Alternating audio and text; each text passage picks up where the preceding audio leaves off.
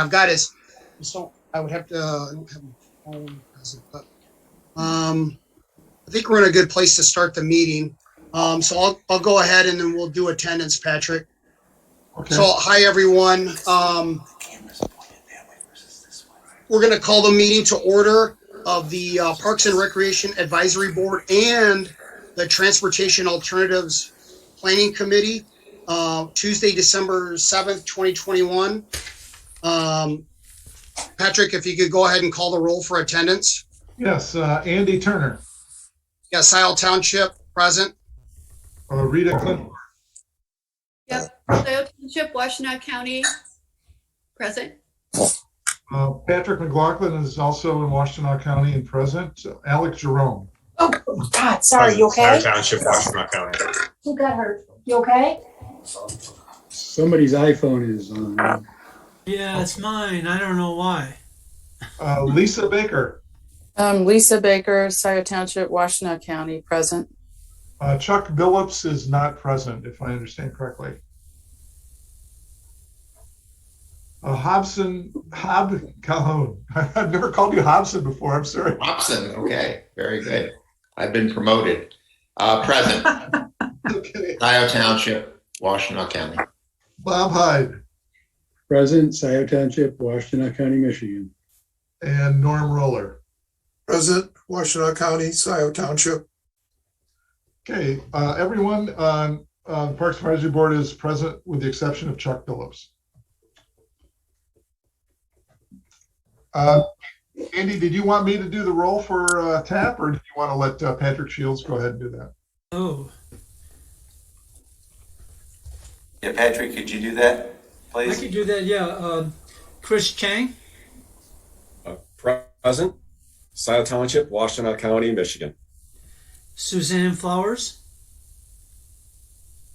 Present, Scio Township, Washtenaw County. Steve Kern, Present, Scio Township Hall, Scio Township. how is life in the hall? Life is grand. Good. Marjorie Knapp. Okay, Norm, we've got Norm already. Patrick Shields, Scio Township, Washtenaw County. Roy Townsend Here, Scio Township Hall. and Jane Vogel. Aye, present, Scio Township, Washtenaw County. Who's under there anyway? You okay? That was you. Okay.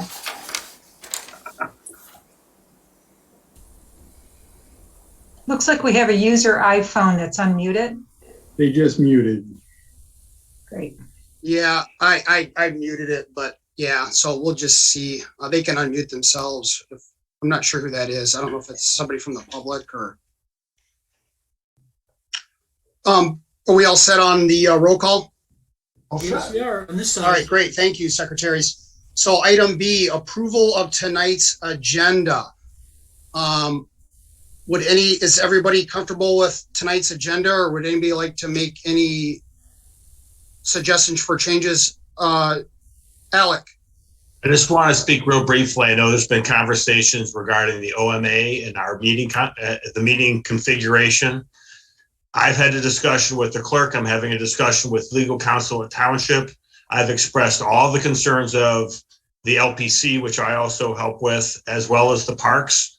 I don't know what TAP's position on it is, but I think it's subject matter for a different meeting, and I didn't want to amend the agenda, but I wanted to make sure that people understood and were assured that we are having those discussions with regards to how the mechanics will work with regards to an in-person versus a Zoom format meeting going into the new year. So we don't have definitive direction, but we are seeking answers to that. So I just wanted to give people the update.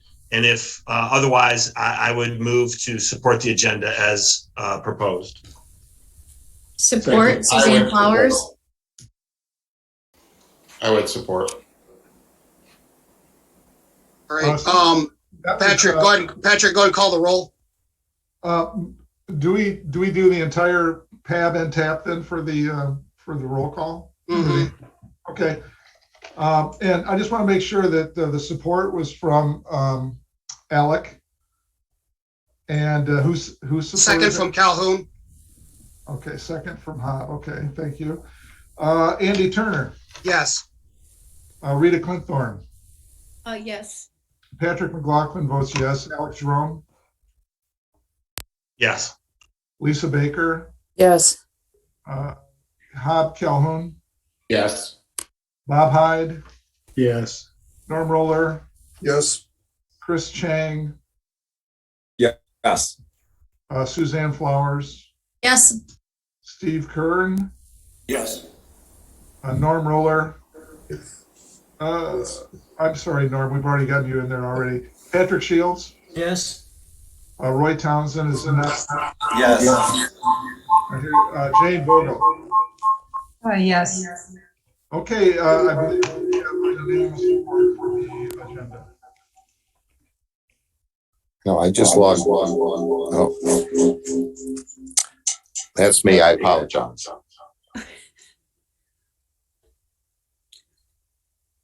Patrick? Hello? Yes. I think Alec made that move and he made the comments, and actually Suzanne Flowers was the first one to support. So I don't know if that matters, but just for the record, Oh, so, it was Alec that made the statement, and then Suzanne came up with support, and then Hobb second. oh, okay, thank you. Okay, sure. Thanks, Rita. Sure.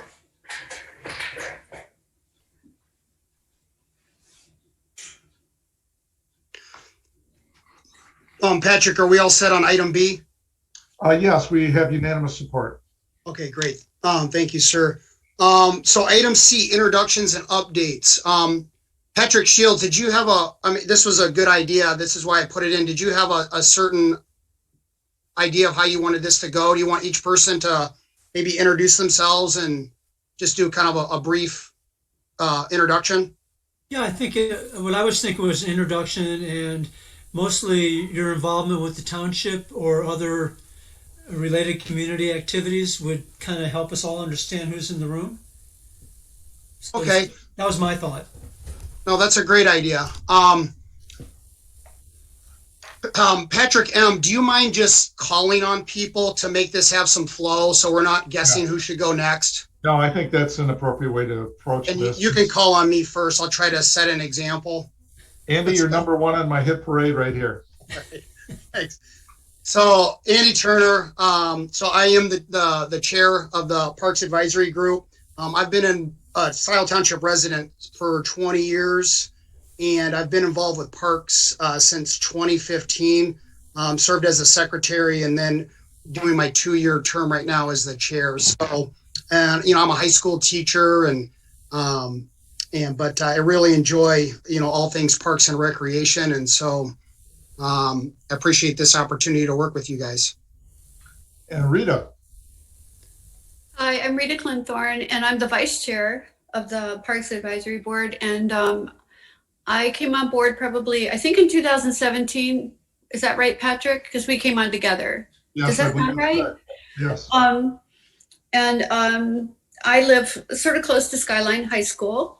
And I've been involved with environmental ed for like 30 years with the Ann Arbor Public Schools and the city and the county and everything. So this is just a really fun fit for me.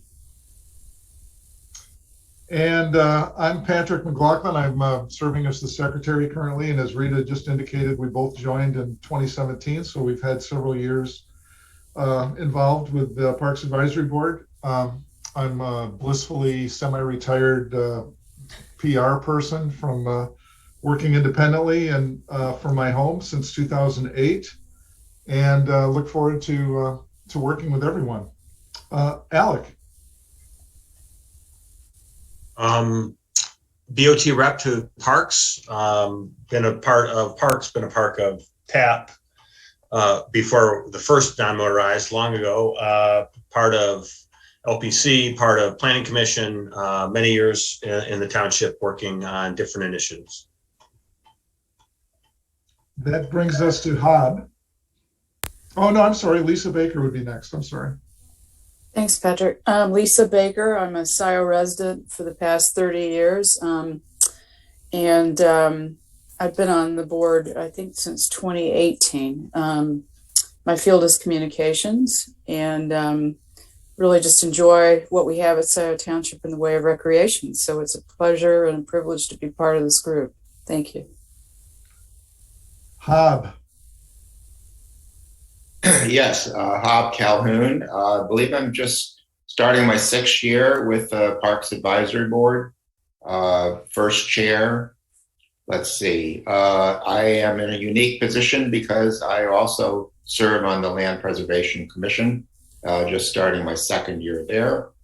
It's a pleasure being part of this township and all the great initiatives, both pathways and parks and land acquisition and farm preservation. It's an exciting place to be right now. Bob Hyde. Hi, I'm Bob Hyde. I've been a resident since 2007. I'm also on the Planning Commission and been very happy to be part of the Parks Advisory Board as well. So good to see all your faces again. Norm Roller.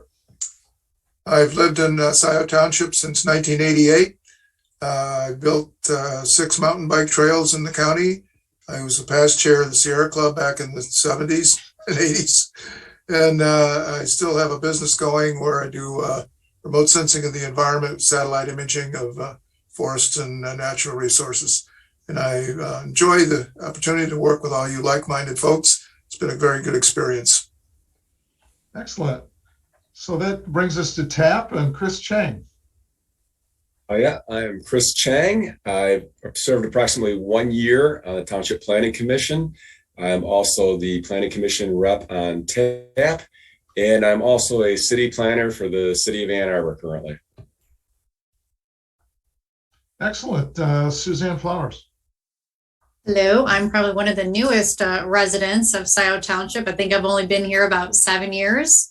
My full-time job is I'm a transportation planner at the Washtenaw Area Transportation Study, which Scio Township is a dues-paying member, just kind of putting that out there.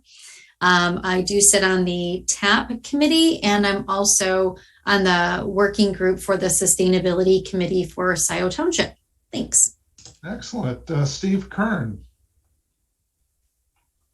New member. Oh, hi, I'm a new member to TAP just the last couple of months. Own a home on Tubbs Road, have a business in Scio Township, and very excited about being part of this, learning a lot and listening a lot. Thank you. All right, Patrick Shields. I've been a resident of Scio Township for 23 years.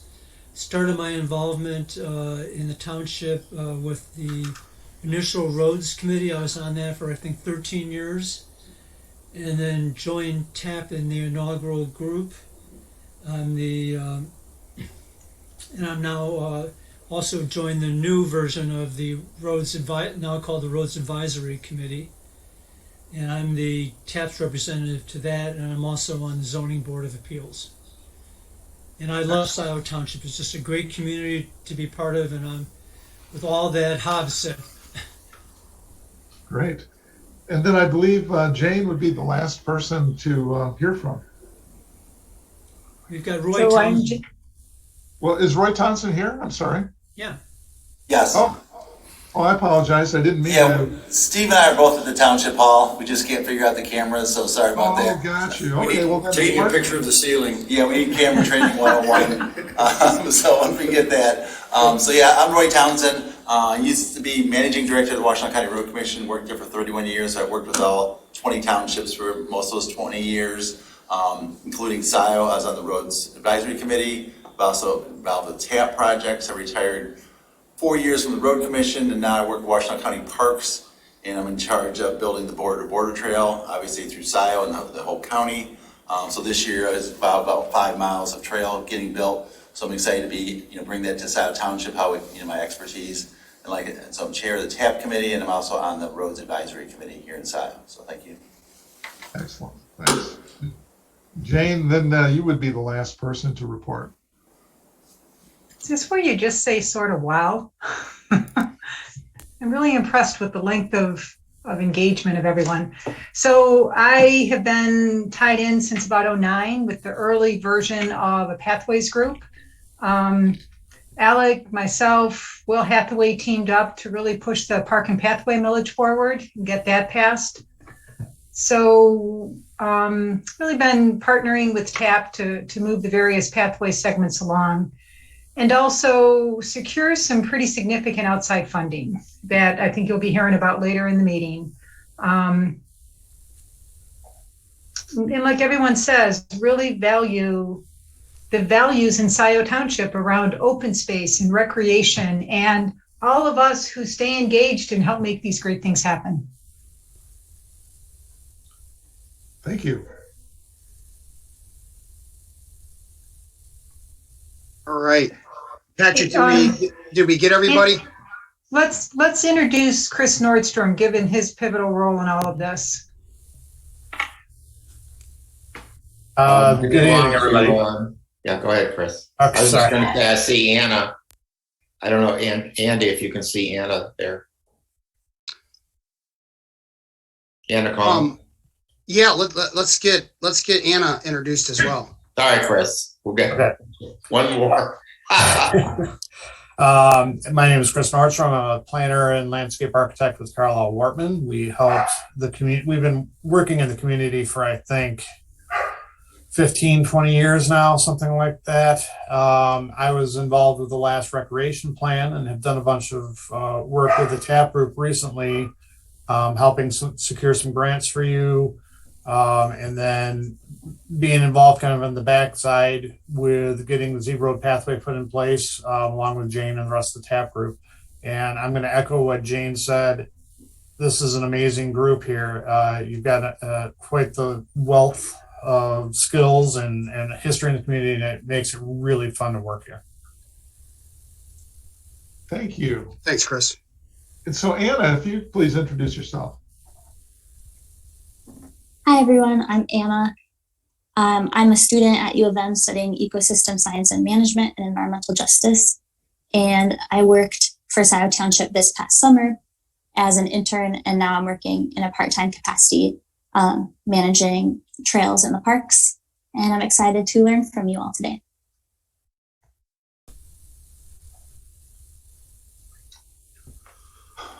All right. Well, thank you, everybody. It's nice to put, faces with names and hear everybody's voices. The township is indeed fortunate to have this talent level for this volunteer layer. We're probably long overdue to come together. Even though we're kind of in our separate arenas, we're obviously very connected with our planning and with what we're going to do tonight with Chris and capital improvement planning and budgeting together. And so this, I think, is going to be a very productive session. At this point, and we've had, I think, as we end 2021, I think on both sides, we've had some tremendous accomplishments that will come up throughout the meeting.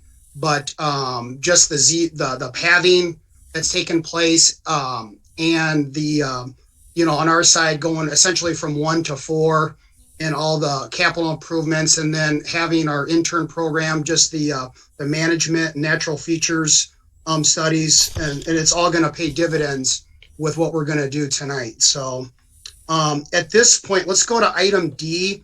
And if there's anybody in the public right now that would like to comment, you have up to 3 minutes.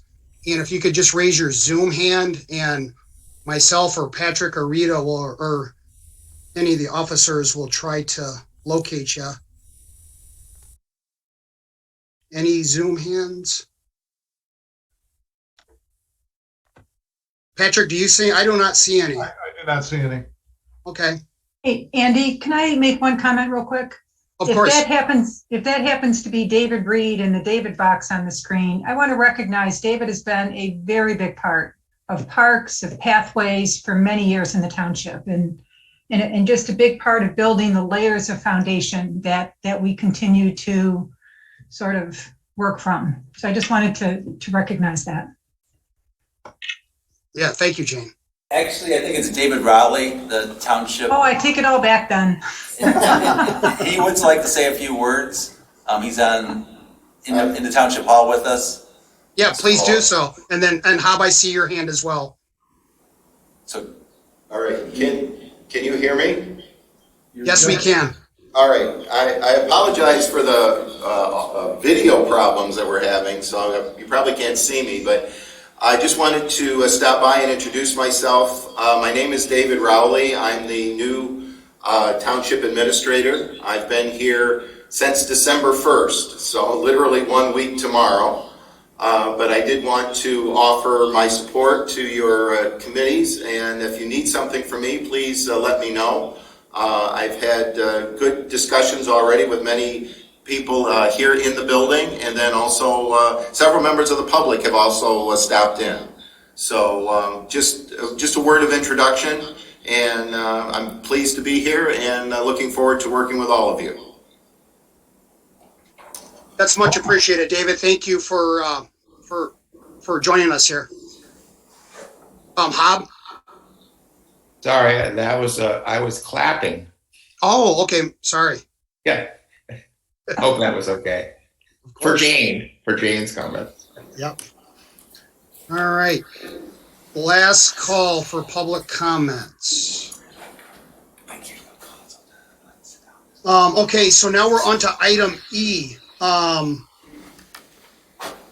Chris, I'll do my best to set the table here, and then I think maybe then you can provide your expertise with this process, and then we can have some discussion. So item E talks about the 2023 to 2027 PROS plan. And my group has had a digital copy, and I'll try to hold this up. And this is a very important document for a variety of reasons, but it's basically going to set the vision for our parks and open space for the next 4 years. It allows us to pursue grants and really just, again, kind of creates that vision for the community. And it also basically gets us, thinking and budgeting and where we want to, direct our priorities to. As a lot has changed in the last 4 years. TAP didn't exist. We didn't have a millage. We didn't have interns that were creating, natural features reports and so on and so forth. And so myself, Alec, and Hob were involved with this process, for this most recent one. And we worked with Chris, and it went really well. And so we're going to hear about certain opponents, like what public input should look like. Do we have an open house? Do we create, separate working sessions or dedicated subcommittees and things of that nature? And then obviously some of the budget implications, budgeting for Chris, and some other variables that may come up with this process. So, Chris, I hope I did a decent job of explaining the basics, and hopefully now you can kind of go into a little bit more detail about the timeline and everything else. Yeah, you pretty well said exactly what I was going to say. So congratulations on that. It is. I should clarify. It's a 5-year recreation plan, and the DNR requires that you have this plan on file with them in order to be eligible for grants. And those grants are the Michigan Natural Resources Trust Fund, Recreation Passport, and the Land and Water Conservation Fund. We actually got a $300,000 grant after the last recreation plan from the Michigan Natural Resources Trust Fund that went towards the Z Road pathway, and applied for a couple of other ones. And unfortunately, it didn't work out for us. But that's something that we can start to look ahead to as we move forward. The dollar amounts that those grant funds offer are changing, and in fact I think there's a meeting that's open to the public on Friday through SEMCOG and through the DNR that's going to talk about funding start for next year. If we are going to try to go for if we're going to go for April, the grants are all due, grant applications are all due on April 1st, and so the current PROS plan that you have makes you eligible for this upcoming grant period. But then if we want to go on to the 2022-2023 period, that's when we'd have to have the new plan in place. One of the things that, Andy touched on this, but you guys have seen tremendous change in 5 years. And I think by far the largest has been the new focus on pathways in the community. I think that's one thing that we will definitely want to strengthen this time through. The second thing that really stands out to me, we had a pretty robust community outreach program the last time, but I think we need to bump it up a little bit more. And really make sure that everybody knows that this is going on. And I say this knowing that Sal just completed your comprehensive plan, and you had quite a bit of input from the community on that. And in that input, it came out that some people weren't as informed as they wanted to be about some of the proposals in that recreation plan. So I think this time, certainly we want to go ahead and do some sort of an online survey, or a paper copy of a survey. You can do a combination of the two. Having an open house is nice and it's helpful, but we may want to spread that out into 2 or 3 sessions, maybe have little pop-up sessions at the parks or out by the trailheads or something like that, to really get people out to see exactly what you've got in the community, and understand what their millage dollars are going towards. And, when we ask for donations or anything else, why we're doing that, to have that tangible result in front of them makes a big difference. We really need to push the social media outreach to get as many people involved as possible. I think, I don't remember the exact number of respondents we had in the last survey. I would not be surprised to see 200, 300, 400 responses this time through. That's my goal. Whereas for other communities, I'm usually looking at about 100, 150. Chris, I think it was 160. Yeah. So and at the time, that was good. That's really on par with what I've seen in other communities. But seeing how much more active you've been recently, I'd like to see that number bumped up quite a bit. So the fact that I had a couple of you talking about your marketing and communications backgrounds is really exciting. I'm going to try to lean on you a little bit and see if you've got any suggestions for ways to do this. In TAP, there's been a long discussion about having some sort of a quarterly meeting or some kind of a larger event every year where we sit down and say, this is the view of the pathways. And this is what we're thinking. Now you tell us what we're doing right, or you tell us what we're doing wrong. And that is just going to be critical. And that really needs to apply to parks as well. And since this is Parks, Recreation, and Open Space, and actually I think wasn't the official title Pathways, Parks, there's PPPOS. I can't remember what the acronym was for. Yeah, it was Past Preserves, Parks, and Open Space Master Plan. I'm going to suggest we go back to PROS, because that's what everybody refers to it as, and recreation covers non-motorized transportation. But that's a discussion for another time. Sure. But yeah, I'm really excited about this. At the risk of sounding like I'm kissing up to you, Scio really is one of my favorite communities to work with. In part because you're right next door, and it's easy for me to get over here and see the effects that that plan has had on the community. And I want to see your preserves and your parks and your trails continue to grow. So that's where I am.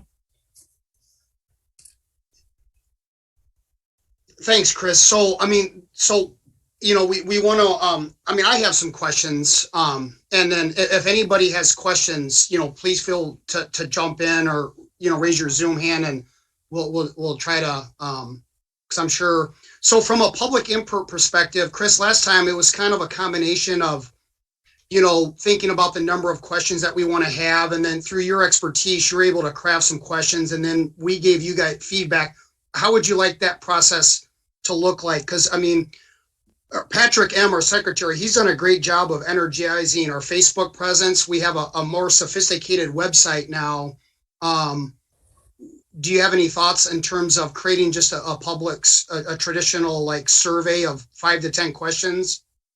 Well, I would say that, certainly we could use the previous recreation plan survey and start to build off of that. I think there were some very good questions in there that really laid out where we are. I need to go back and look at it a little bit closer. As I've done, I believe 40 different rec plans since I did your last one. So I've gotten some new insights as I've gone along. That's great.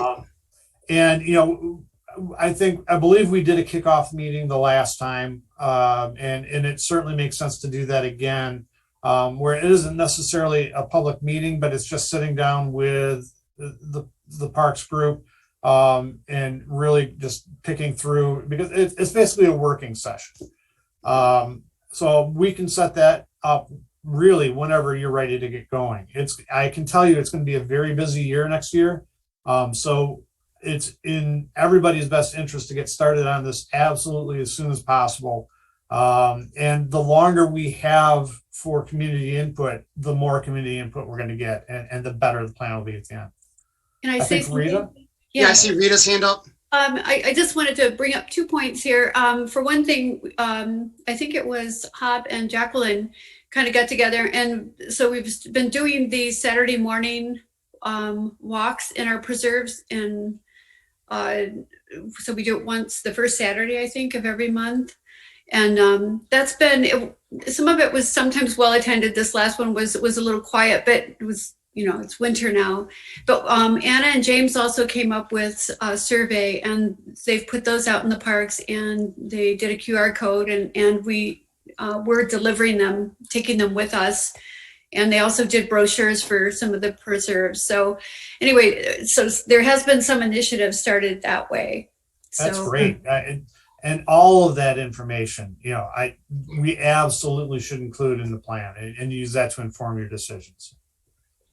Jane? Jane? So I wonder if, to build on this momentum, we might want to consider a group, kind of a team of maybe 4 to 5 people, a combination of TAP and parks that can come together with Chris to kind of be the focal point for pulling this pros process together. Would that be a way forward on this, you think? Absolutely. We typically do steering committees that involve trustees, planning commission members, if they have a parks commission or a trails commission, the wider the range we have, the better. It is nice to have a smaller group to work with, so you're not trying to get consensus among 20 people. Then we just pass off back to the individual groups and get, buy-in from there. So, but I think that's an excellent idea. Does anybody else have any questions for Chris? Chris, would it benefit or just the group in general? I've got a digital copy of our last one just to kind of gloss through the components, and maybe you could just provide some brief narration, or just would the group like that? It wouldn't take very long if I just share my screen. That would be helpful, Andy. I'm also wondering, at this meeting, are we going to take time to sort of understand the forward look of parks and sort of what you anticipate in the next few years, and TAP to do the same? I couldn't quite tell if that's is included in the agenda. Yeah, that might be a bit much for tonight, but I think that if we look at this document, I think because so many people weren't around then, that it kind of will give you some visual guidance and some ideas as to what this will look like for the next 5 years. So let me see what I can do here. So Chris, as I remember, you put our pros plan on a website, and I forget the name of it, Rothman or something like that. Do you remember where it's sitting? We were using a program that frankly has kind of gone the way of the dodo. Okay. But I'm just wondering if that was going to be easier, but you're saying no.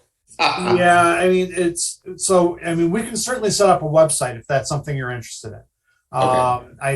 There's a fee involved, obviously, but we've done that for several.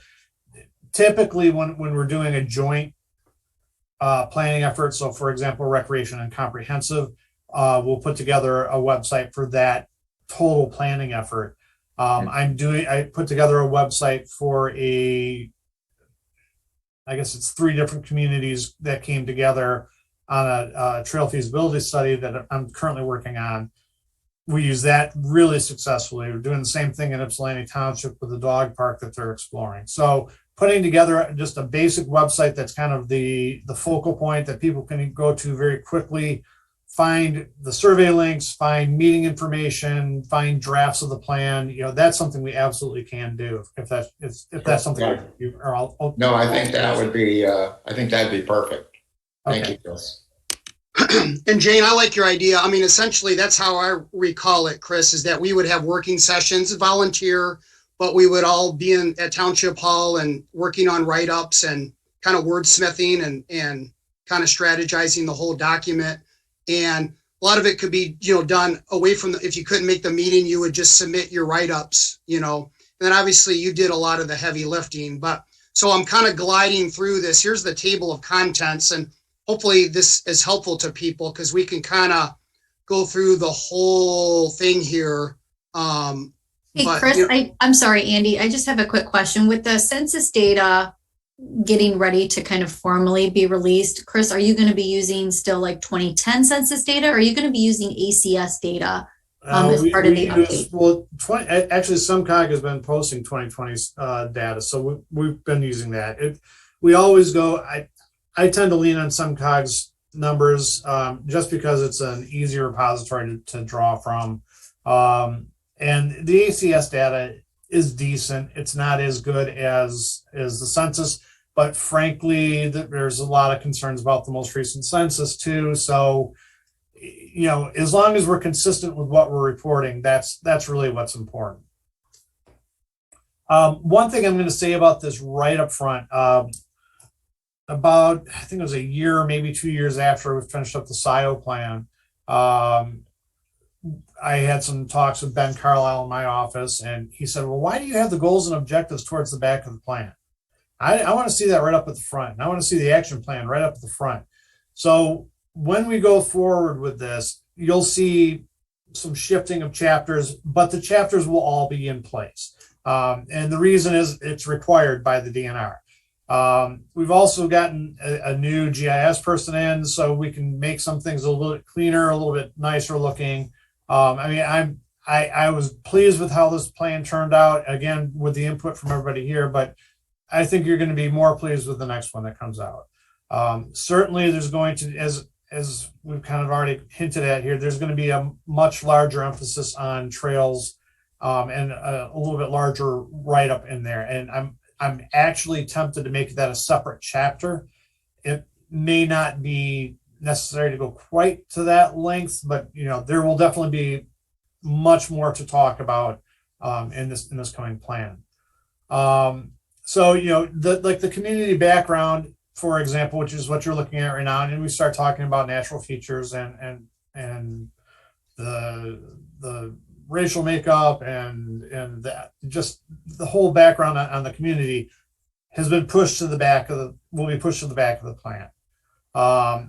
I stopped there because I wanted Anna to see that, because her and our interns, her and James, that's what Rita meant. Her and James' hard work could certainly be stitched into some of this. Absolutely. Yeah, no, and I'm looking forward to talking with you. I'm a SNRE grad myself, so looking forward to getting your input, and that's actually something that's going to be really beneficial for going forward on grant applications too. I think Andy, you and Hob and the other people that were working with us back then know that was one of the things we needed, was to have a better understanding of what the ecological status was of the individual parks, because that if it's considered an important ecological piece of property, then it really helps boost up your score. So if we can identify unusual flora, unusual fauna, anything that's rare and protected, that's really good to have in there. For the most part, this is, it's going to be kind of the same thing. It works out. They have a set group of requirements that we have to adhere to, and that will be in here again. And I just got to point out, that's my son that you just scrolled past. I had to kind of give him a shout out. There you go. There you go. But yeah, so, and then when we start talking about that community input, I'm really open to suggestions. I had one community where they went through and they just had park commission members go to farmers markets, go to any festivals that were being held on. They even sat outside of a church at one point, sat outside of a grocery store at another point, and all they had was a table and a set of 2 or 3 questions. What do you think of parks? What do you think of just real simple questions, and let people fill out 3x5 cards. And then we put that into the public input, and it was really interesting because when you're talking to people on a daily basis, as opposed to having these major events, I think you get a little bit different feel for what people are looking for. So that's something we might want to consider. Bob, I saw your Zoom hand up. Is that correct? Well, it was. I just had a comment, Chris, and that was, since the township just went through the process of revising, updating the master plan, and a lot of the data that I see in this document, in the pros plan, is the older version of what just went into the master plan. To the greatest extent we could, should it match? Would it be good to have the 2 documents match? Well, yeah, Where the data overlaps. I think it's a good idea too. And I'll tell you, it also ends up saving money in the long run. If we don't have to reinvent the wheel on the community background, we can take the data from the plan and plop it in here. I know that I have stuff in here or pieces of information that are a little bit different than were in the comprehensive plan. So some of that we'll have to look up. And if we have any conflicts, we'll figure out where the conflict points are. Ultimately, we're coming in basically a year after the comprehensive plan was done. So you have slightly newer, slightly different information, and that's just something we'll have to weigh as we go through this. But I think it's an excellent point, Bob, and if we can use that to save some money for you, that's a good thing to do. Leaves more money for other activities. Thank you. Does anybody have any questions for Chris, myself, Alec, Hobb, or in general about this document that we're going to create? One thing I want to point out, I'm sorry, before I forget, the last plan we had to turn in by March 1st. Since then, they've changed the timeline, so now you have to have it in on February 1st. And as you can recall, there's a 30-day review period in there, and we have to have the official meeting minutes and the official resolutions from the township board and from the 2 commissions. So that effectively means we need to have this done by November 1st at the earliest, at the latest. November. So we can have that first draft done, so then that can go out for public review for 30 days. We do the official adoption in December, and then we can get the official documentation in January. 2023. Right. That's Bob, we just had the same experience. So we need this first draft done by November 1 of 2022, right, Chris? Correct. Okay. So, yeah, so hopefully that added a little value so you could see the entirety of the document, action plan, public input, kind of a blast from the past. And it's kind of interesting because we conquered a lot of these goals, this vision. So that's rewarding. Now I'm just stopping at Van Curler for subliminal messaging. But, you could see back here, this is what that open house looked like. And I know in COVID times, this could create some unique challenges. See me and Hob are in there, and there's another one with Alec where we had and the public could just come in and ask questions, and we could kind of share our vision, in a very traditional manner, and it was highly effective. And so, and Chris, this is mandatory, correct? No. Okay. You have to have two forms of public input. One of them is the public hearing itself, typically done on the day of adoption. The other can be whatever you want. So if you really wanted to be bare bones, we could do an online survey and call it a day. You, as a community, have made it very clear that you want to get input. So the more forms of input we have, the better off you are. And one thing that you got to think about here, when we did this plan, we were thinking about the grants going towards parks. There was, there was some thought about going towards the trails, but that wasn't the priority. Now things have kind of flipped a little bit. And so you're basically competing with yourself when you go for these grants through the DNR. So it's going to be really crucial that we have good input from both TAP and parks to really lay out what that action program is going to be. Be very clear. We're anticipating putting in a giant boardwalk in Van Curler that's going to cost $1 million. I'm just throwing that out there as a pretend. And Parks is anticipating, TAP is anticipating another 2 sections of pathway that's going to be $1 million. How are you going to balance that? You can apply for more than one project in a given year, but you're not likely to get funded for more than one project in a given year. The only exception I could see is if you want Land and Water Conservation Fund to acquire some land. That seems to hold a little bit separate from the Michigan Natural Resources Trust Fund. But again, that's the discussion for as we go along, and it's just something to kind of keep in the back of your head. What are the pet projects that you want to get done over the next 5 years? How do you want to fund them? And how do we balance it between the two groups? Go ahead, Jane. Can we come back to all of this, to us for a second? Are you wanting to go through more of this? Because I think there's a couple really important observations to make here. And that is, and it picks up on just where Chris is going right now. What's in my mind listening to this is the LPC map that shows the preserves, and it now shows the pathways. That's really the integration of all this good work. And I think it, at some level, is the framework for this plan.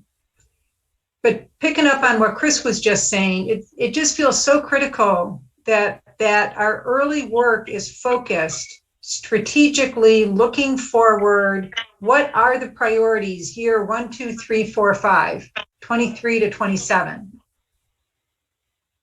What are the projected costs? What are the revenue streams that we see? So we've got a good strategic look. We've got the outline of a CIP. And that really begins to set the framework for this, right? I think there's really important groundwork. And what's great is so much of that is becoming known, right? TAP's got a really good handle on a draft of a CIP. I know Parks has very clear plans looking forward, and it's enough to take to the public to verify, tweak, get a sense of relative priorities. So I just want to make sure we're bringing that kind of strategic frame to the front end of this work. And Jane, building off what you're saying, that's exactly what the action program section of this document is, and that's why we have decided in recent years we've moved that to the forefront of the document so people can look right away and say, here's a table of all the projects, here's a rough estimate of costs, and it really makes it clear both for your groups and for the community as a whole what the priorities are, what you're anticipating going forward with. And I will also I'd be negligent if I didn't mention this. This is a living document. So if some new opportunity comes up over the next 5 years and you need to change that, you can do so. Let's say that you had an opportunity to buy 1,000 acres on the river that could be used for both a preserve and for pathways.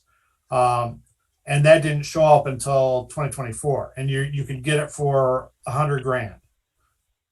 It's probably not going to happen, but let's just pretend that was something you would just then go through. We would just go through the amending process, add that into the action plan, and put a write-up in here as just an appendix, and you'd be able to have that in there so that when you apply for grants through the DNR at that point, it's available to you. Thanks, Chris. That's probably a good time to transition to item F. Can I make a comment, please? Oh, of course. I didn't see it. Sorry, Patrick. Go ahead. I've got a couple of points, questions about synergies. So I'm wondering, Chris, if synergies between TAP and parks would be something that would improve our scores as they're being evaluated? Or is it not that the world's not cut up that way? No, that's a good question, and I don't know if I've got a good answer for that. I don't know that it would make a huge difference for you. It certainly helps. I mean, that's what the document is for, is showing those synergies, and that's kind of commonplace across the board for everyone. I don't know if I can really answer that, Patrick. Okay. I'm sorry. So I feel like this is one of the things that could come out of the beginnings of these joint meetings, is looking for synergies. And another smaller example of that would be your park visitations that you do. Is there a way that TAP could be part of those? The surveys that are done, we could also include some questions about pathways and linking pathways to the parks and all of that. What do you get, the parks people, what do you think of that idea? Done.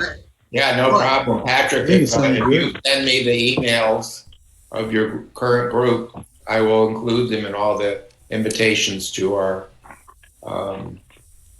we're calling them Saturdays at Scio Preserves, first Saturday of each month. And we have had some great turnouts, up to 20 people at a time. We have surveys. We can redo the surveys to have more trail questions. And we ask people to fill them out. Could you right there at the trail end. Right there at the trail end. Great. Bob, could you send a copy of that survey to even to me, and then I'll I think Anna is the best person to ask for that. Anna, are you there still?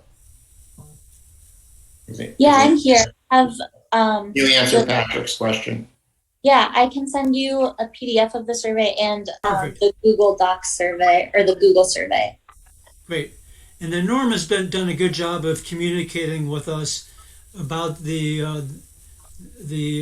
first Mondays or first Saturdays. But I think it's time that we start thinking more aggressively about how to take advantage of the opportunities that you guys are putting together that could be helpful for pathways. Yeah, I'd just like to say that it would be a great opportunity to, one of these Saturdays, have a walk via a path from one property or one parcel to the other one, so that we can kind of identify the benefits of that. That'd be a wonderful improvement. So Patrick, to follow up on your point, and I guess Patrick M and then Patrick S. We have scheduled, and will be in the next township newsletter, the next Saturday at Scio Preserves, January 1st, of course, the first Saturday, is going to be on a pathway, one of our premier pathways in the township. So heads up, Dexter, Huron, Metro Park is where we're meeting, and we'll be walking, hopefully, unless it's really icy, we'll be walking the border to border trail. Be careful. That's where I broke my wrist. Patrick, we want you there to make sure we don't fall. Okay. All right. No, I'm serious. We want, we're glad to have TAP as a co-sponsor. Right now it's sponsored, these Saturdays are sponsored by the LPC and Park. So if TAP is interested, sounds like you are, we'll add you as a third co-sponsor. How's that? Sounds good to me, but I'm not in charge. No, you know who's on the group, Yeah. and unless there's an objection, I'll assume that we're moving forward as a threesome. Sounds good to me. And I would go back to Hob, your idea of Suzanne's had her having, hand up. Oh, I'm sorry. I just wanted to ask Chris, one of the charges of TAP is transit. And that seems to, because I would expect most of us drive, that seems to kind of vanish in the narrative and in the language. And so, Chris, I wonder, did the master plan really address kind of the transit component that Scio Township has been pushing for, or where would that be appropriate to put? I believe when you say transit, you're talking more than just non-motorized, right? I'm talking transportation alternatives besides the single occupancy vehicle. Okay. Yes. We can certainly put, there wasn't much of a write-up at all in the previous recreation plan about bus transit, for example. And we can certainly make that a component of this. I don't know how much they got into it in the comprehensive plan. I have to be honest, I wasn't really involved in that. But yeah, I mean, it can, we have to be a little bit careful that we don't want to expand this too far. But yes, I think that does play a role. Certainly you're looking at ways to get people to the different park facilities, the preserves and that. And if that includes pathways, that's great. If it includes mass transit, whatever else, yeah, absolutely, we should have that in there. So just to go back, I'm sorry, I didn't mean to interrupt you before there, Suzanne, but Hob, when you mentioned having the website, I think that's a great place then to advertise these Saturdays in Scio, and having those smaller surveys, you can put the results there if nothing else. I don't want to overwhelm people with surveys. If we're going to have one large survey for the recreation plan, that's got to kind of take priority. But if you've got these smaller, like micro surveys where you're talking about a specific property or a specific project that you want to get involved, then absolutely we could include that on that webpage too. And what we offer is, we'll set up the domain name for you, and then we can turn that over to the township at the end of the project, so it's yours in perpetuity if you want to have it. You just pay to keep it going. Now, Andy, you had said you've already got a web page set up, so maybe we don't worry about that. Maybe we put it more on yours. We can talk about that again at our kickoff meeting and kind of nail down exactly how we want to approach that. Yeah, I mean, just our township website has a lot more horsepower and capabilities than it did 5 years ago. And then our Facebook presence has energized a little bit. So, but yeah, Okay. no, those are all great topics that we're going to have to dig into. So hopefully everybody on item E has been able to, just for the sake of time. And then Andy, we've got Alec had his hand up. Oh, thank you, Hob. Alec, go ahead, please.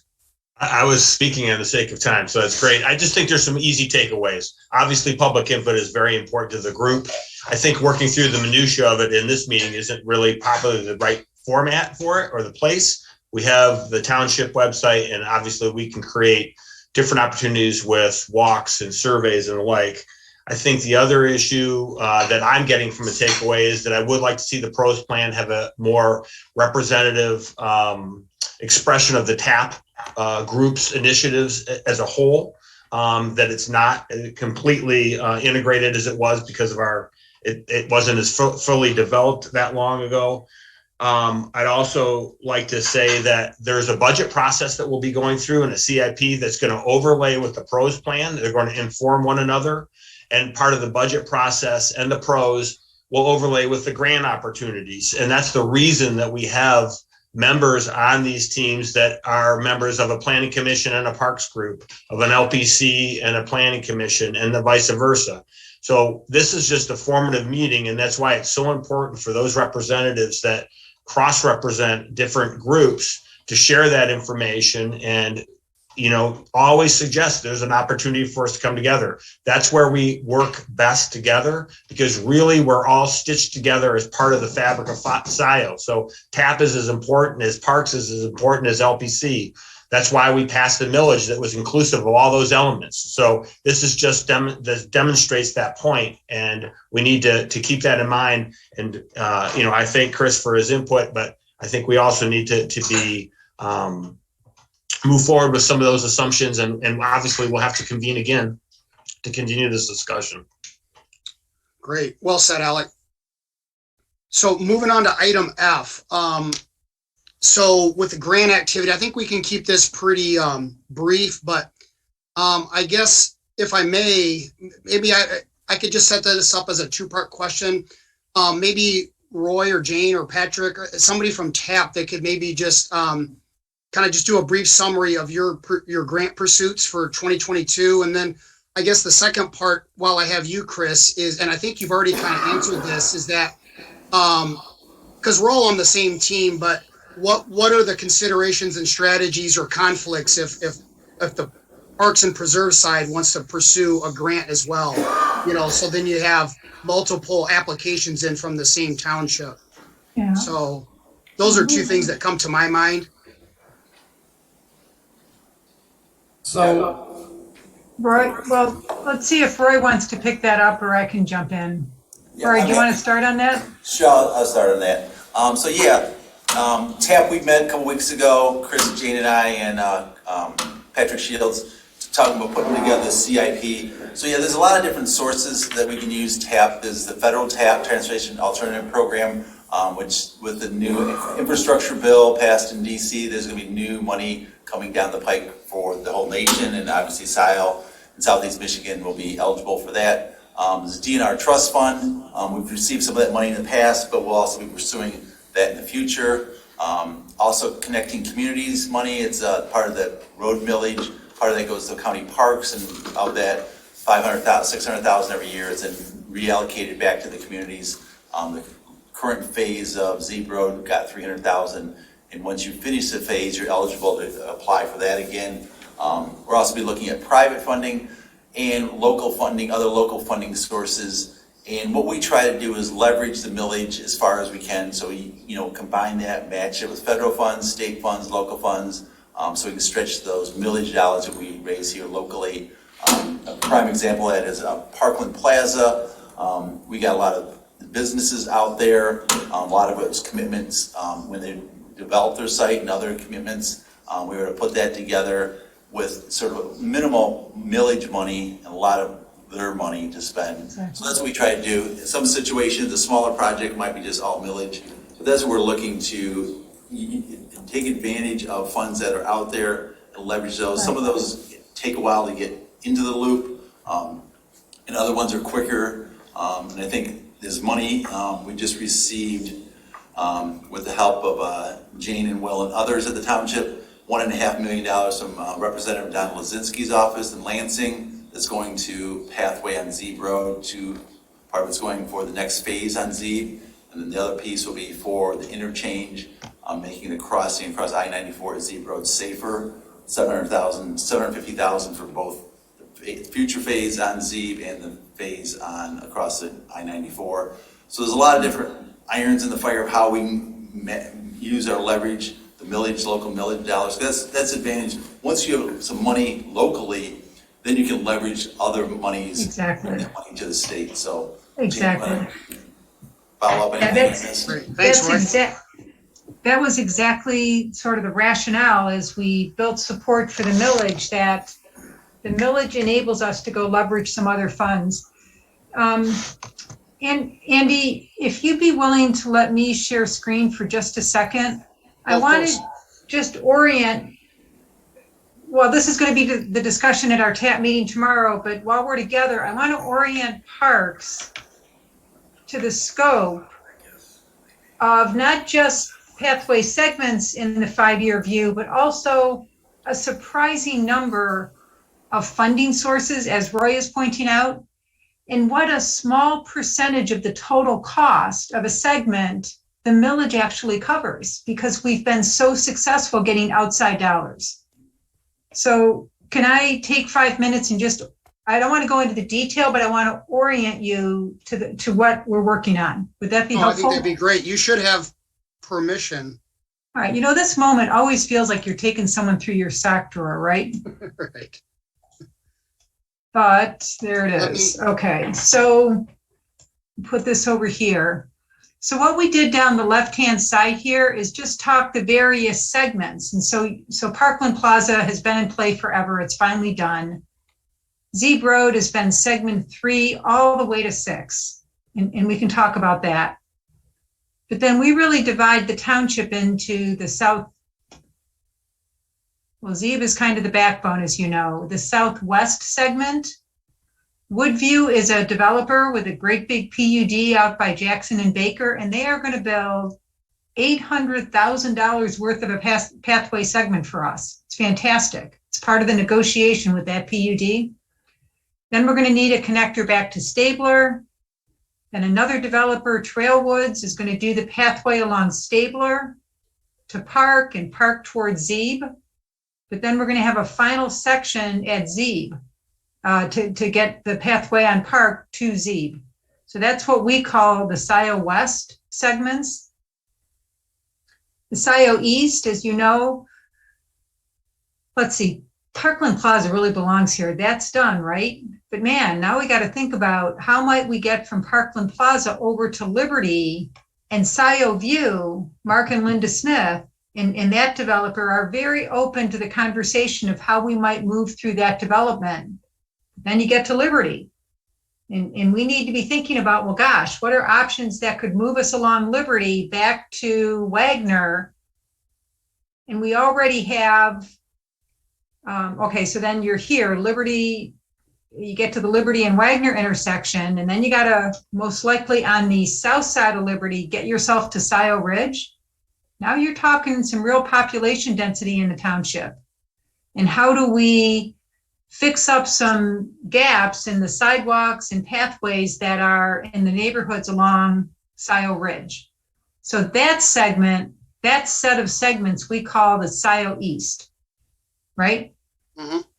And then Mill Creek is really north of Jackson, how we might move. So think back to that Woodview development, and they're going to do a pathway that's sort of due south of Baker Road. In partnering with Chris Chang and the Planning Commission, any development in that Baker Road corridor, they are tuned into, hey, we're trying to stretch a pathway toward Dexter. What kind of opportunities may be coming up when various developers knock on the door? That's been the scope of our pathways. I'll just do Zeeb Road real quick. Phase 3 just got done. You can see that stretching to just north of Miller. Phase 4, which is on target for this coming summer 22, that gets us toward Peters Road. And much of that Representative Lazinski money will be the bulk of that funding. Zeeb Road Phase 5A gets us across Peters, got to do this right, and across the river. That's 5A. And that bridge is the high side of $1 million. We're modeling much of our thinking after border to border, but that's where we're going after a federal TAP grant, right? Zeeb Road Phase 5B. Now you're the other side of the river. Sweepsters is that company that's right there. They have been great, a great partner about creating easements up into their parking lot, across the parking lot. back to Zeeb to cross those railroad tracks. And the board has already approved OHM doing some of the early sort of preliminary engineering permitting work for this phase 5A and B. Phase 6 is like real now. Phase 6 is how the heck do we improve the pedestrian safety at the I-94 crossing? In the 1.5 that we got secured through Representative Lazinski, half that money, half of it, goes to the pedestrian safety up on that bridge. And we can get into those details. That's the current scope. It hasn't changed much since we first went to the public, but now it's just iterating into more definition. But this is what I really want to share. No, that's great. So, I mean, because you're really looking at about $6.5–7 million there, but it should be noted that the percentage that you have there, that's really the goal of that of the burden on the millage revenue stream. Exactly. And that's what I want to highlight, because this sense of competition, no, there's plenty of buckets to tap into. No pun intended. So the millage, how much the millage is projected to be needed for these various segments is shown here and by percentage in many cases. But this is how broad the range of options is. The DDA is a critical part.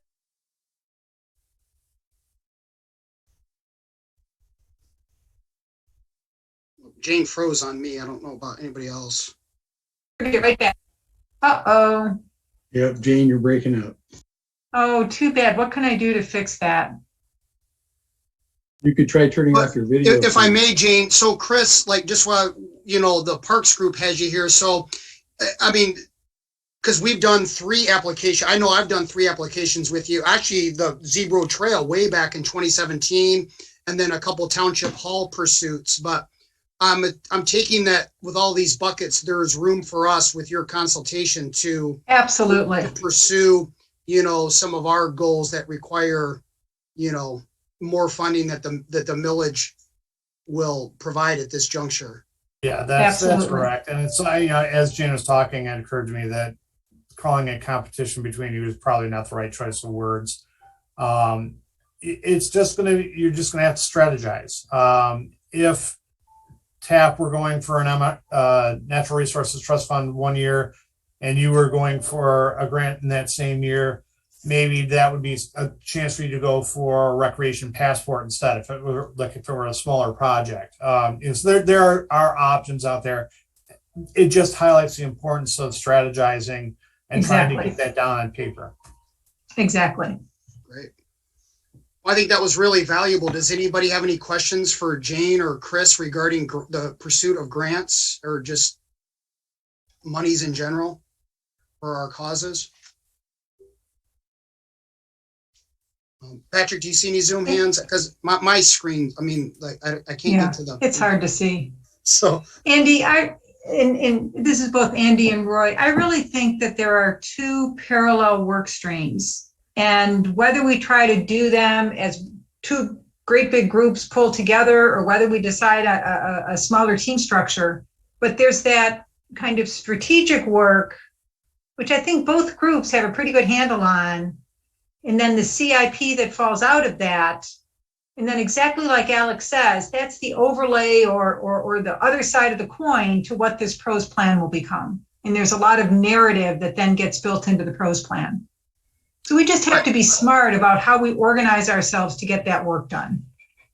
For sure. Yeah, thank you, Jane. And just a quick note before we move on to item G. So, Alec and I have had this, this spreadsheet, and there's maybe a version that wasn't quite, it's a working document right now that we need to get to Will. But I think that, on our end of it, I'm not going to show our version, but, for the taxpayers and the public at large and the townships, I mean, we need to create this, we need to project our costs associated with our goals in this spreadsheet, similar to what Jane just showed us. And so they're a little step ahead of us in that regard.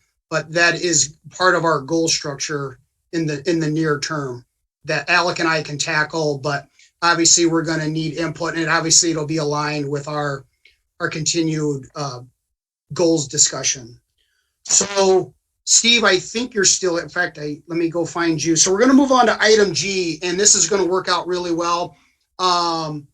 So Steve Wisgoski, our utilities director, I think most people here are familiar with him, and he has been wanting to speak with both groups. And so I know that he has some questions for us, and I think that we may have some questions for him, just in terms of traditional management strategies and plans and equipment. And so Steve, if you want to jump in here and introduce yourself, and he's here. He's at the township hall, so he's going to come sit in the hot seat and go. Right. Thank you. Thanks, Roy. Yeah. Good evening.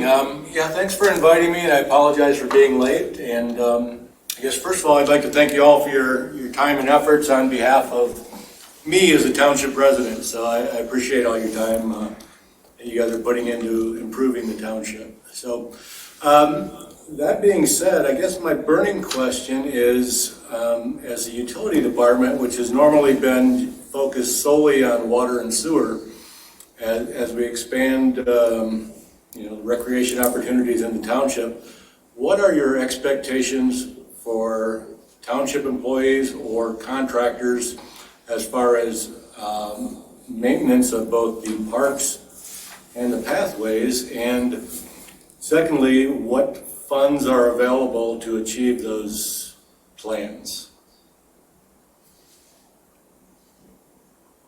Well, I'm not speaking, for all of the, TAP members. I know that this has been a big topic of discussion regarding maintenance. And really, I think we've all seen that the long-term maintenance, not just, crack sealing and fixing wood, we have seen a 50% increase in the use of our trail, non-motorized and parks facilities, during the pandemic. And so I think winter maintenance is kind of a focus area that I'm thinking about a lot. It gets down to accessibility for all residents and all visitors. And so if we don't maintain those, we always think about plowing the parking lot. Well, why should we plow the parking lot if we're not going to plow the sidewalk to get into the facility? There is a level of expectation. I think that the township as a whole really needs to discuss and figure out how they want to fund, because if one person slips and falls and it's a known, hazard, what if somebody breaks a hip? And I do think that we should really be, not from a legal perspective, but just really thinking long and hard about, do we want people to only use these facilities when it's dry and sunny, or do we want them to be a 365 sort of facility? Yeah, that was kind of my question as far as, we have limited staffing within our department, and we don't take care of roads or anything like that. So my question is, are all pathways going to be treated equally, or are we going to have major routes such as the Zebra Road pathway and Parkland Plaza that are maintained, and perhaps signage is put up at the other ones as seasonal pathway not maintained, or are they going to be maintained? I don't have an opinion one way or another. I'm just looking for some direction. I think that's a very good question, because I work in Washington County Parks, and we have those same discussions, because the City of Ann Arbor does, for the most part, maintain a lot of their trails, not all of them, but a lot of their trails. Washington County Parks doesn't use, as far as the wintertime. HCMA, they do some of them, but not all of them. So I think as a county, we're also struggling with this. I know Pittsfield does it, I think, with some of their own crews. I'm not sure if Slaney Township does, so it's sort of mixture. But I think it's a good question we sort of get our arms around. And then if the answer is yes, then it becomes a budget. Where's that come out of? The millage? You got to look at the language of the millage. Does it allow you to do for maintenance or just for capital? Those type of things. And start planning that out, and then becomes staffing. Is it done something in-house or contracted out? Sure. All those things take time, because it's not like a light switch, okay, let's do this tomorrow. We need to start thinking about what we're going to be doing next year, because obviously winter's here now, but looking into the future. And just, other things, because trails, they do require maintenance. Trees fall, things happen, and people are going to call the township, and how's that process going to work, and who's going to take care of it? So those are all really good questions as you start building parks and trails, linear parks. Those are things that you may not anticipate. It's like, yes, and how's that going to work? So I think good questions. We don't have answers yet, but yeah. Yeah. I think Alec had his hand up. Yep. Well, my short answer for Steve was no, not all trails are the same. I do think that there's a way to prioritize trails that are in areas of higher densities, of greater traffic. That is in no means to diminish any other trails, but potentially a walking loop within a Township Hall Park, I would consider significantly different than the Parkland Plaza trail section, or the area from the Township Hall that connects up to the Jackson Road business corridor. So I do think and that's obviously why we're going to have this discussion. We do need to take a look at prioritization, one. Two, I think there's going to be an element of phasing. You're correct. I don't think there's any way that we could ever clear all the paths in the township with township staff solely. I know that we contract for clearing of parking lots already. And I think that would be difficult. I do think there's an opportunity for us to develop a program that could incorporate certain aspects of township support in addition to or supplemented with contracted services potentially.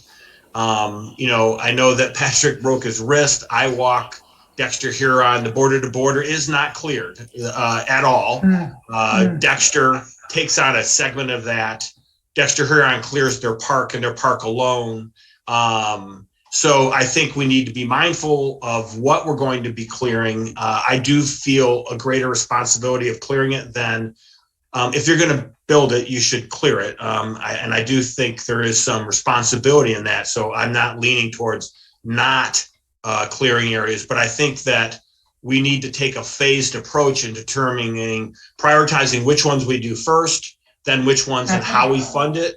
And what is the configuration of township services versus contracted services. And obviously, as we'll say over and over again, this is an iterative process. We'll learn as we go along because it's going to be considerable cost. I do recall that the millage language was written as such is that we would have the ability to apply some of those funds for maintenance activities. So that was always the intent. And Parks knew that once paths were built, that there would be responsibility for maintenance of pathways as well as the preserves, as well as any other amenities that would be created or implemented by the Parks and Recs committee group. Yeah, go ahead, Jane. To just add to that, because I think we're ready to start getting this on paper and starting to lay out a plan, as Alex says, that we can iterate. But here's one more interesting twist. The Parkland Plaza sidewalk, it's being called a sidewalk because after so many years of that pathway, that being stalled, the compromise that got it moving was basically a 6-foot width. And technically that's still a sidewalk. And it's really important that it's characterized as a sidewalk because it makes the business owners responsible for maintenance, including the winter. So part of the Parkland Plaza process will be engaging with those business owners and asserting the expectation that they are the ones responsible for the segment of that sidewalk in front of their business. But I want to pick up on the practicality of what Alec just said and suggest, Steve, it's probably you, maybe it's the new administrator or the supervisor as the township leads. And it can either be Alec and I as the VOT reps or Andy and Roy as the two chairs. We know enough to put this on paper. What are the parks? What are the pathway segments? What's the proposal or priority for maintenance? What's the projected cost for that? Where do we see that cost getting covered? I think it's time to lay that out now so we've got a more grounded conversation. Yeah, that's very good. So first of all, I think this is going to evolve as the pathways grow and as we, it may evolve to having, an additional staff member. There's going to be a tipping point where we're not able to do it with our staff. We're going to be able to contract some, and there may be a point both with summer maintenance and winter maintenance that we have a staff member that is not solely designated to Parks and Pass, but is working with the Utilities Department and Parks and Pass.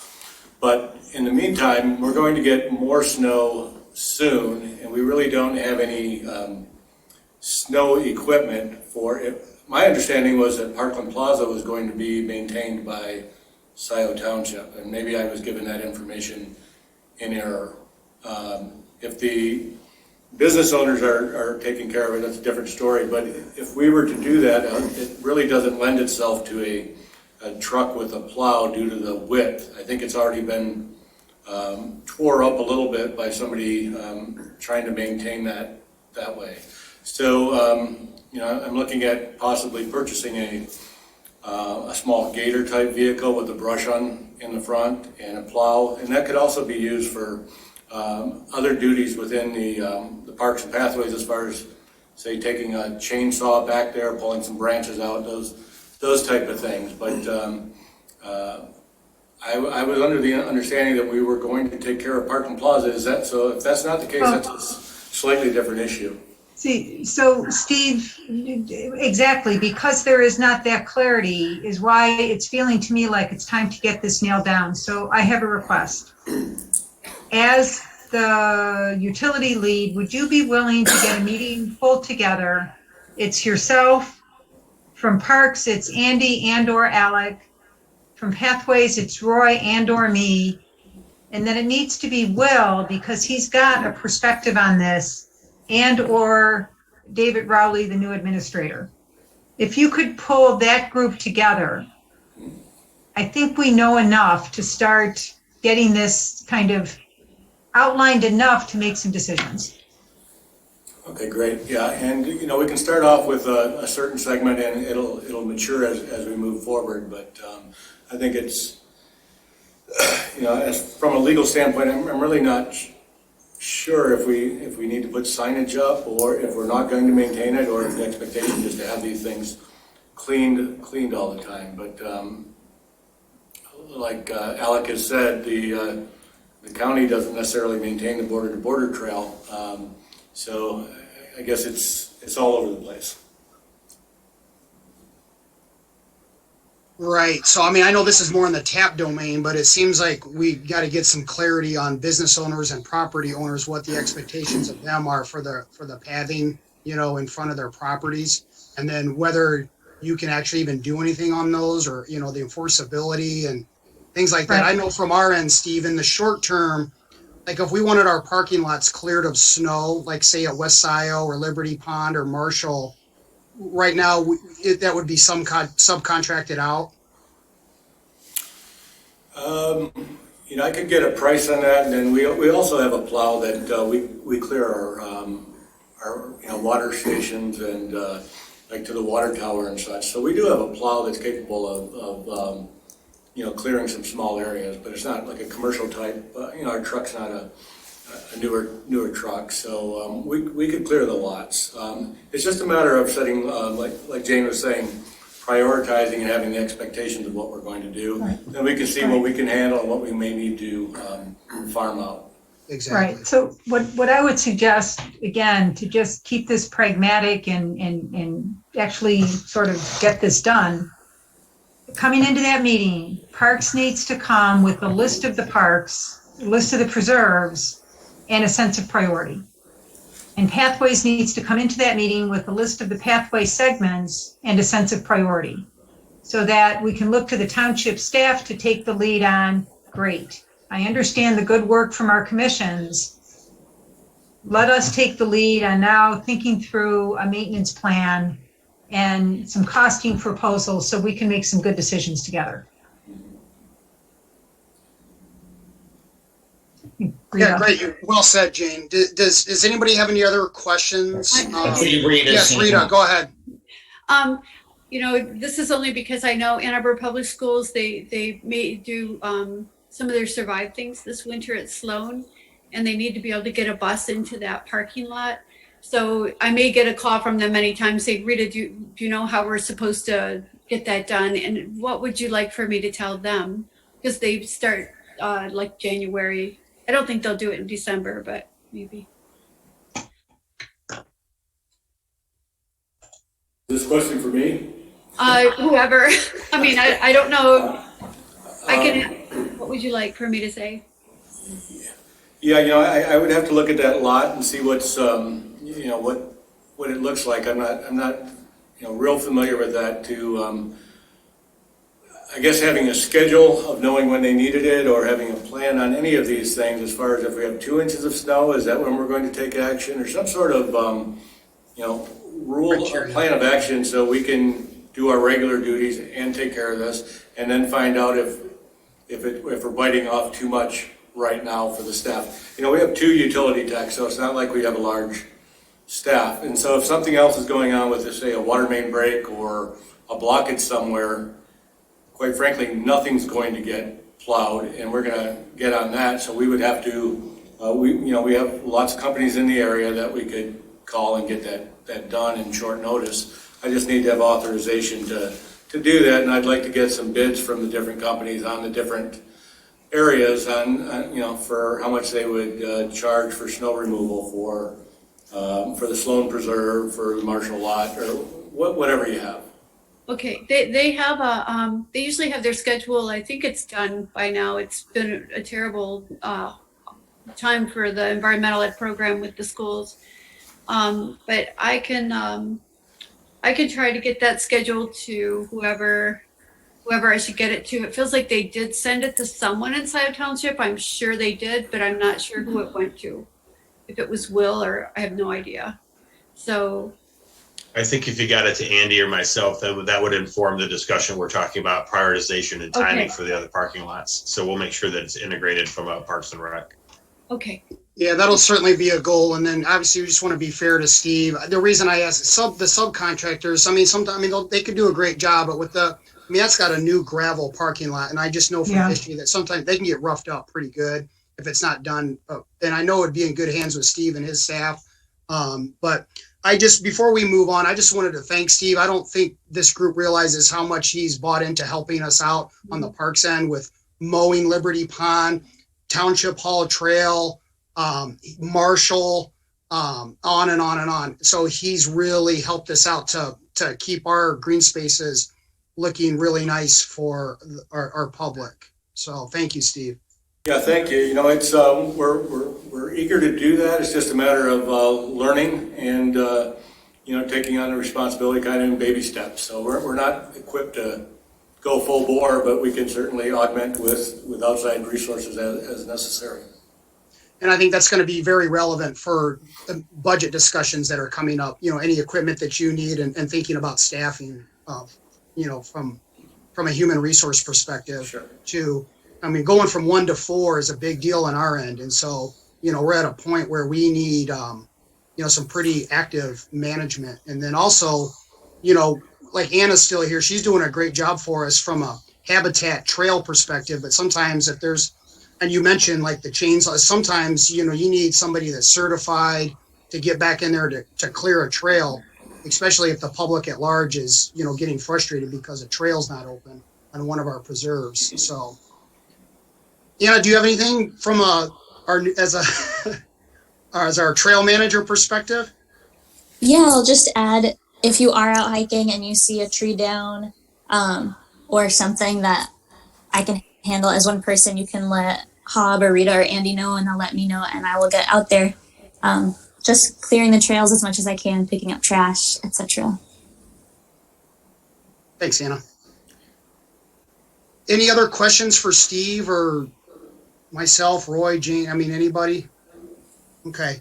So I think we're at a point with item H. So in terms of our budget, we're going to be budgeting together. Alec or Jane, do you have any insights in terms of, I don't want to get into a monster discussion, but are we going to be using the same consultant, or how would you envision maybe improving the process from last year or any other insights as we move together in these next 2 months, essentially budgeting on this, together, but meeting separately. I would say the process will be relatively same. I would not suggest that it will be conducted by a consultant per se.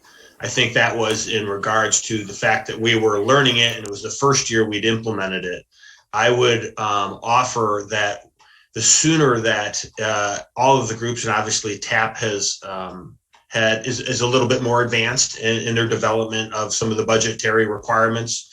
I think we have some further discussion from a Parks and Rec perspective, especially in relation to the conversation we just had with Steve, and that, and I do want to second, Steve has been great in supporting the parks, but as we add and add and add, we're not subtracting any of the responsibilities, and there just is there's a vanishing point in which we're going to have to potentially supplement or coordinate at least those resources between utilities and outside contractor. But I don't envision the process to be significantly different. But I would suggest that obviously the sooner that those meetings can happen and that we can put some numbers to it, I think that from a Parks and Rec, we have, I always recommend reprioritizing our look at parks and what we've accomplished now that we've actually done a lot. And so we should do that and start to have some further discussions with our members to develop cost scenarios for those. But I don't envision it to be significantly different. Jane may have a different opinion. No, Alec, when have I differed from you? So from our group, thank you, Jane. No, so and I think budgeting is just a very healthy exercise. I mean, that's what we all came into. We got November, our new roles. And so just like Alex said, it's a very healthy exercise because you create your list of action items for FYE 23, and then you associate a cost with it and prioritize it. So right. That'll definitely be an agenda item for our group for January as we start that process and build those spreadsheets. So Andy, I saw a note in the chat. I think it might have been from Lisa. TAP, I'm sure, would be quite happy to share our spreadsheet. And I think David is still with us, a very significant open issue is we still have not been able to staff up with the project management support that has really been a priority for a couple of years now. So eventually it's that person who would really be leading this effort. What we've relied on in the interim is really coming back to Chris Nordstrom. So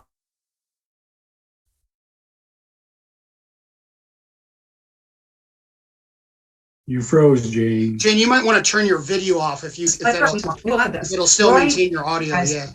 I'm sorry. Can you hear me? Yep. All right. Sorry about that. It's just better if I call in on my cell, and I didn't do it this time. You're good. So the process was pretty simple, and I'm happy to send you this template as long as you understand we're still working the numbers. Don't be taking any of those numbers as solid yet, right? Please. But I think what it'll do is offer you a good template. You can redo the left-hand stub. A lot of the top might be the same. And maybe it's just two tabs in the same spreadsheet that could get turned into a Google Doc or something. But just very happy to share that. Roy, I assume that's an okay thing. I can't see you on the screen.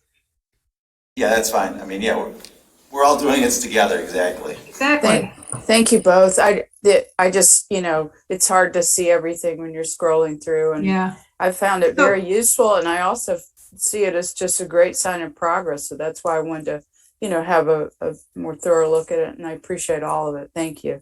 That's really good. All right, Chris Nordstrom, could we ask, is this a good way to button that down? Could we ask you to turn it into a Google Doc?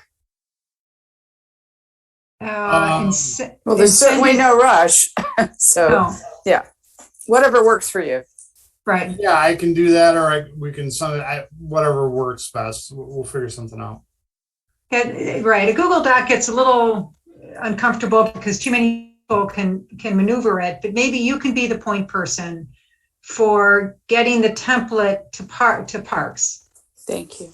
Yeah, I can definitely do that. Andy, I'll just send it on to you, and then if you want to pass it on there, that would be. And guys, it's a moment of trust because those numbers are not ready for the public. We are working those numbers. We together will have to sort of agree priorities and sequencing and the like. So please treat it very much as a working document. Thank you. And again, that's eventually work that will be done by the project management staff that's long overdue. Alrighty. Does anybody have any other questions regarding budget or insights or observations or tips from based on last year? Okay. Well, special thanks to Chris and Steve. I think this was a valuable meeting. Very, I always learn something. I learned a lot tonight. So thank you to everybody. We'll just kind of go old school parliamentary here. Can I get a motion to adjourn from somebody? So moved. So moved. Everybody in favor say aye. Aye. All right. Thanks again. Thanks, Alec and Jane, for your leadership tonight. That was very helpful. So thank you. Thank you, Andy, for setting this up. Thanks, Roy. Absolutely. Thank you. Thanks, Great everyone. See you groups. all. Just great. See ya.